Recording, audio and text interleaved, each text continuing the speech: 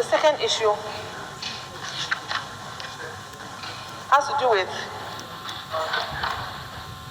the Ministry of Education recently distributed about 250 buses and 90 pickup vans to education-related institutions. Can you tell the committee the cost of these vehicles and how the distribution was done? I'm saying this because in my constituency I have an E-block, which was completed in 2016. They have been pleading for a bus in Bawjiase. They have been pleading for a bus, and for one or two reasons best known to the political authorities, they cannot even get a bus for the school. What is the policy on distribution of buses? Do some have two? Do some have three? Do some have none at all? How is that done?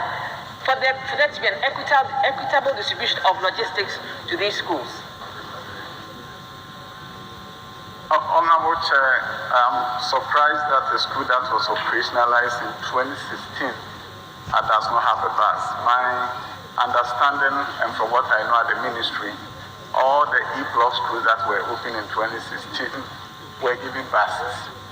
So this is something that I'm going to take notice of and make sure that when the next set of buses come, that school will be taken care of, because my understanding was that every E-block that was open that time got a Mahindra and a bus at the same time, at that time when the schools were being operationalized. So I'll take note of that.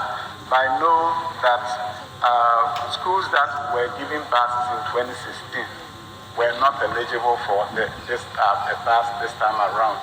So when the staff were working on it, I think that was the most important indicator of who gets the buses. But the first set of buses was also sent to the north as a way of making sure, because the majority of the schools were without buses there. So that was where the first set of buses went.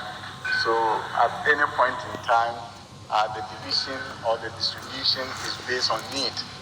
And whenever we understand that there's a school that doesn't have a bus, they're on a list. And when the buses come, we look at those who have never had a bus for a long time, never had a bus before, and they are prioritized. So I'll take this into advisement, please.